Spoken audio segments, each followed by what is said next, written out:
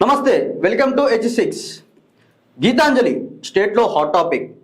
అసలు ఎవరు ఈ గీతాంజలి? తను చేసిన తప్పేంటి? ఏంటది అసలు మీ చేతిలో? సార్ నా ఓన్ హౌస్ నా డ్రీమ్ సార్ ఫుల్ఫిల్ అయింది ఈ రోజు.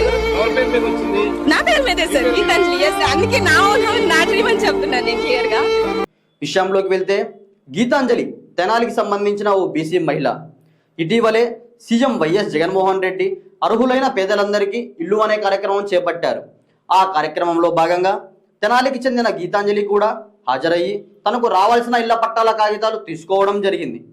ఆ సందర్భంగా ఒక విలేకర్ జగనన్న ఇళ్ల పథకాలు అందాయి కదా, ఏంటి ఎలా ఫీల్ అవుతున్నారని అడగగా గీతాంజలి చెప్పింది ఏంటంటే, మేము నెలకి 7,500 రెంట్ కట్టుకుంటున్నాం, 2,500 కరెంటు బిల్లు వస్తుంది, తిన్నా తినకపోయినా 10,000 మేము దాచిపెట్టవలసి వస్తుంది అని, ఇప్పుడు మాకు ఆ 10,000 మిగిలినట్టే కదా అని అంది.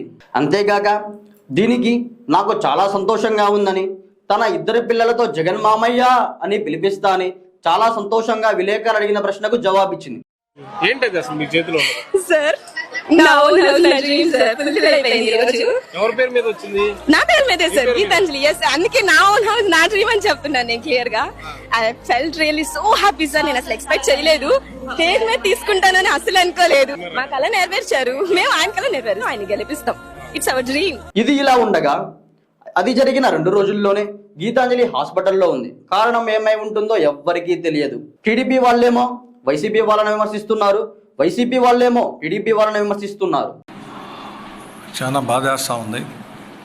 5 సార్లు అమ్మ ఒడి అన్న మాటని ఆమె క్యారెక్టర్ని కానీ ఆమె ఒక స్త్రీ అని కూడా మర్చిపోయి రకరకాలుగా ట్రోల్ చేయడంతో ఆ ట్రోలింగ్ బాధ తట్టుకోలేక ఆమె మీద తెలుగుదేశం పార్టీ జనసేన పార్టీ చేసిన ట్రోల్స్ బాధ తట్టుకోలేక ఆమె చివరికి సూసైడ్ చేసుకునే పరిస్థితి ఈరోజు Telugu Desam party Janasena social media payment batch చేసినాం.